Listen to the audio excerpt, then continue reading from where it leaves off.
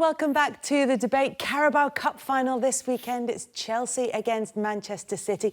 Big game for Chelsea, opportunity for them to win a trophy, but a big game for Maurizio Sarri in particular, Danny. Oh, it's like climbing Everest, that, after you've been beaten 6. I think the only thing they can hope for me is that City just have an off day and because of the 6-0, go in with a bit of a comfortable attitude, if you like. I mean, don't get me wrong, Chelsea have got some wonderfully gifted players. Hazard's probably my favourite player in the Premier League.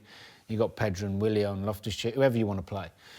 But City at the moment, they are destroying teams, and there's a psychological effect when you've been done 6, especially 2 weeks ago. And also, I think the more disappointing thing, or the thing that's more relevant, is that a lot of the Chelsea players, for me, don't seem to be on the same page as the manager. I mean, irrelevant of who... Again, though? Yeah. I mean, they've done with Mourinho, with Conte... I'm not suggesting that it's right, but the body language of the Chelsea players in the games I've been watching recently isn't right. And it looks similar to the United players near the end of Mourinho's reign, when you're not happy with the way the team's set up and the formation and the way he's conducting the training or the long-winded meetings, whatever they're talking about. I don't know what's going on, but it just drains the players, and their performances look a bit lethargic and drained. You know, there's no zip and energy, and you know, even the run they went on early in the season, they were a bit fortunate in some games. I think he's made a rod for his own back with some of his interviews, talking about not being able to motivate them. The Kanté thing's become a joke. I mean, that really is the most stubborn bit of management I've ever seen. I understand that. I tell you what, I do understand why he tried it. Yeah. You know, try it. Why not?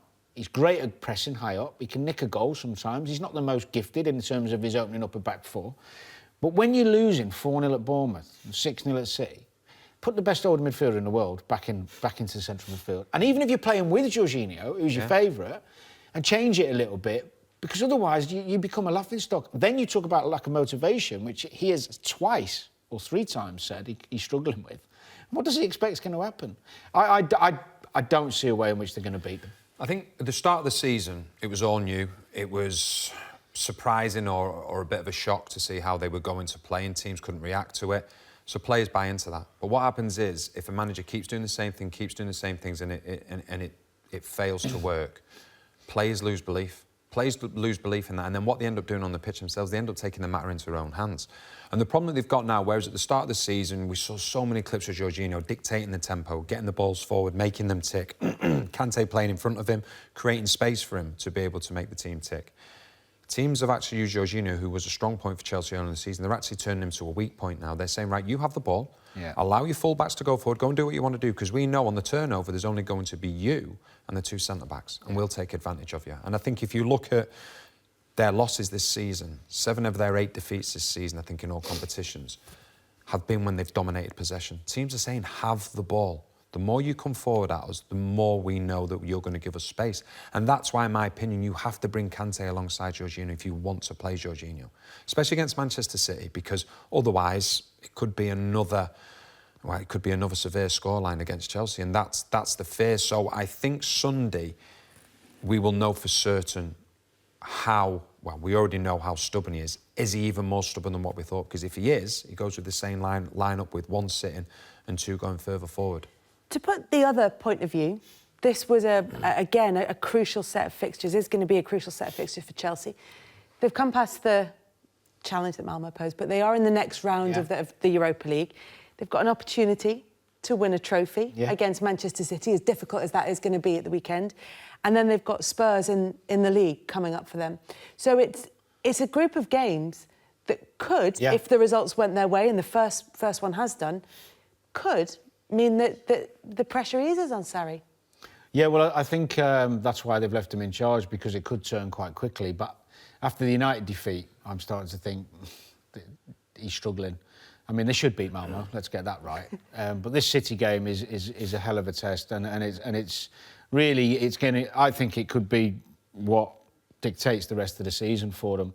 I don't think they'll get in the top 4.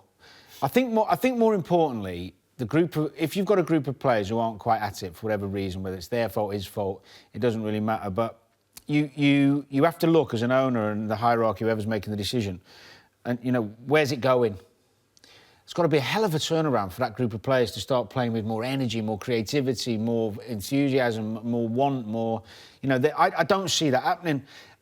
I always found, I don't know what you think, Dan, but if Kante's OK with his great attitude and his professionalism playing that role and he keeps at it, that's OK. You know, he doesn't look like the type of player who's going to throw his toys out the pram. But other players get annoyed at it. Oh, they will do. You know, I remember once, you probably remember, Kel, but twice he did it. Houllier, we went to Arsenal for some reason. He decided he was going to put Emile Heskey on the right against Ashley Cole. Now, I understand, you know, big boy, small, but you don't score goals from out in a left-back position, do you? And we don't play long diagonals. And actually, the second time he did it, the lads were going, what? Even Emile was a bit, you know. And that's what I'm talking about with this Kante problem. And even Hazard played as a striker for how long? He didn't look happy. No.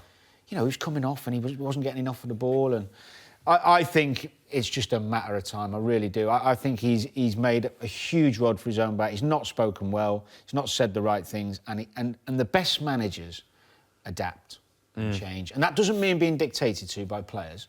It means sitting down. I remember Mark Hughes coming to really quick. Mark Hughes came to Fulham. And we started OK, and we enjoyed the training, and he had good staff.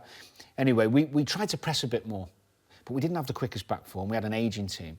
And we got done 4 or 5 at home to City, and then we got done 4 by United, I think it was. And a couple of the senior lads, we had a sit-down meeting, and we talked about the lack of legs and maybe giving us a bit more ability in the game to manage it ourselves, whether we want to drop off and play on the counter, even at home. And he went, you know what, fair enough, yeah. I think you're right, actually. You know, looking at the last 2 games, you've tried to do it for me, and it's not worked. And then we just managed it. He gave us that freedom to manage the game. We weren't saying you've got to play him there and do that, but, you know, treat men like men. The Chelsea team looks so robotic and rigid. It's like they're trying to... Are they really trying it? But there's no freedom within their play. I think the big problem that they've got as well is that there will be a demand that there's Champions League there next season at Chelsea. Yeah. Now, the problem is... And Arsenal found this, United found this, but it worked out well for United. You can't battle on both fronts. So at some point, they're going to have to say, right, OK, what are we going to sacrifice? Is it going to be we're going all out for the Europa League to try and win that, which will then get us into the Champions League? Or is it, no, we believe we can get into 4th? Because at the moment, you know, it's looking very difficult that they're actually going to get either.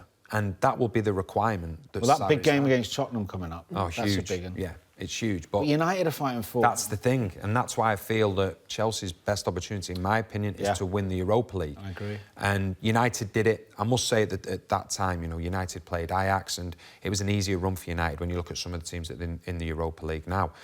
And that's a very difficult way to call it. It's a risk, isn't it? It's a huge risk. And Arsenal are going for it. Yeah, he's got to choose one of them, in my opinion, and then... Will he get time to choose one? Wow. If they take a heavy defeat on Sunday, I think he's gone. Yeah. If they lose 3 or 4 to City, he'll be gone. Can he... I feel like I'm talking on behalf of Maurizio Sarri here, but can he make it work properly between Hazard and Higuain? Could that be something that changes Chelsea's fortunes? I know you've talked about the long yeah, they're 2 super players who could there. easily play well together. No problem with that, because they're both very clever, technically gifted, their movement's good. And they've got lots of players who can play well together. You don't become bad players. But I think when the collective isn't great, you know, you've not got players at it in terms of without the ball. And as Dan rightly said, the space is there and you can get after them and win that ball back. They've not got that tenacity, only Kante really.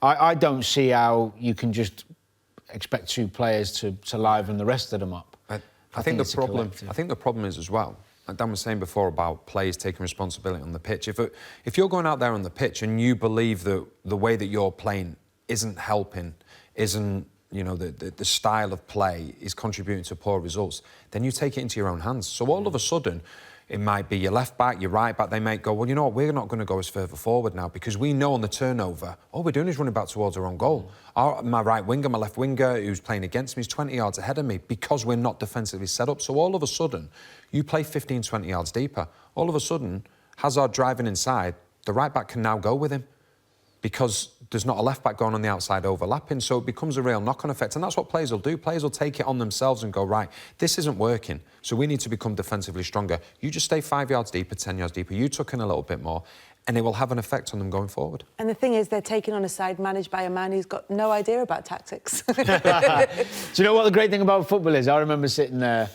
I did the co-com for the Arsenal-Chelsea Cup final. Chelsea had won the league well, and Arsenal had struggled and got themselves to a final. Nobody gave them a prayer, including me. And I could not believe how well they played on the day and how badly Chelsea played. Now, that's why we love football. And City have shown, on the odd occasion, you know, they lost at home to Palace, away at Leicester, got done at home to Lyon. Chelsea aren't short on terrific players who could shine on the day. You never know. But with Pep, and what you're alluding to, will he let his players take their foot off the gas? I'm not sure we're going to see that. It does feel, particularly after the way that they won in Schalke, feeling like all those decisions had gone against them, coming back from 2-1 down, having had 2 controversial penalties given against them and having had a player sent off. It feels as though that they have that ability to grab, that they have their focus absolutely sharp at the moment. Well, there's a strut about them, isn't there? There's a confidence. But we said that before they lost at Newcastle. You know, so it's not impossible. But I think this is the business end of football, the finals. Pep's been there. A lot of the players have been there. There's not really, if you think about what City are going for this season, there's not a great pressure to win this Carabao Cup for them. They've got bigger fish to fry. It wouldn't surprise me if he makes a few changes. I think as well, a lot of the defeats they've had this season, OK, not the Newcastle one, and midweek he didn't play great, but he was playing centre-back. It's been Fernandinho. He is the key to this team. He's absolutely huge. Everybody talks about Aguero, De Bruyne, David Silva, Bernardo Silva, and rightly so.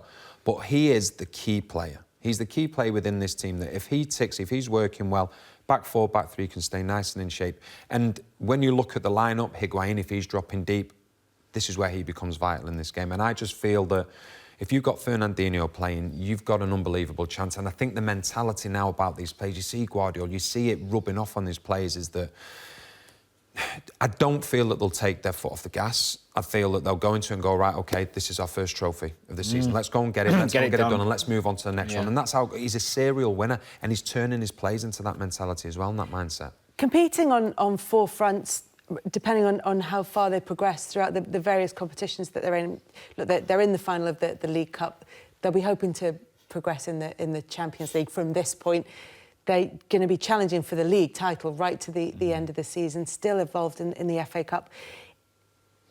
Is that a benefit to a team that plays in the way that City do, in terms of... Jurgen Klopp talked about it with Liverpool, saying, I'm not sure if that 10-day break before the Bayern game helped us, or whether having the rhythm of playing actually helps, particularly with the way that City play. Well, the way they play in terms of dominating games means the physical output's less, which is crucial. But the one thing I can compare it to, and you know, it's when we played in the treble-winning year at Liverpool, and we got top 4 Champions League as well. The momentum was great in terms of winning, excitement, fans on board, everyone fighting for places. You could rotate players if you got the squad, which they have, and everybody keeps trying to keep their performance up because they want to play in the big games as the finals get closer, the semi-finals. So that's fantastic for a manager who's got a big squad. So he can bring players in and out who are still trying their best and they all feel part of it. You know, and I think that there's so many good points to winning games and playing in big games.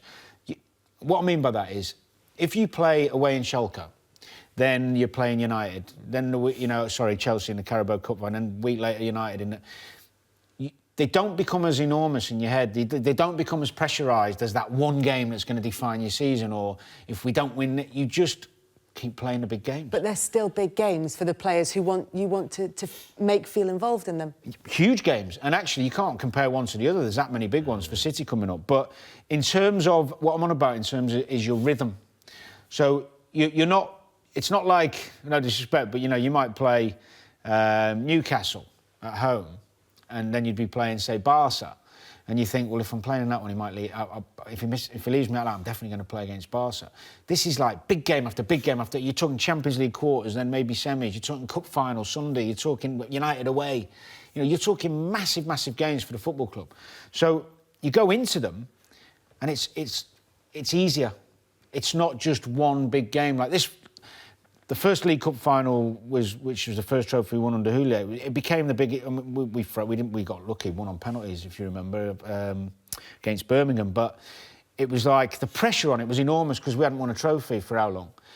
This to them, there's no pressure on it for them. They've won it how many times? They won the league last year. They're in every other competition. They can just go and play.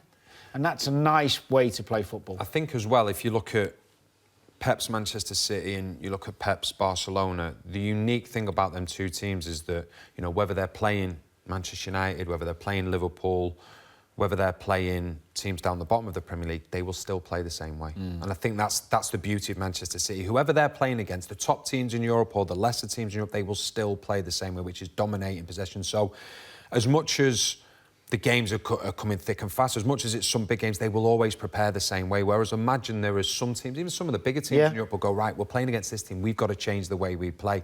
Whereas Manchester City, it just rolls on a conveyor belt because they are the best at doing what they do. So City to win the trophy at the weekend? I can't see anything else. I really can't. I think it'll be an afternoon for Manchester City without question. Yeah, I agree.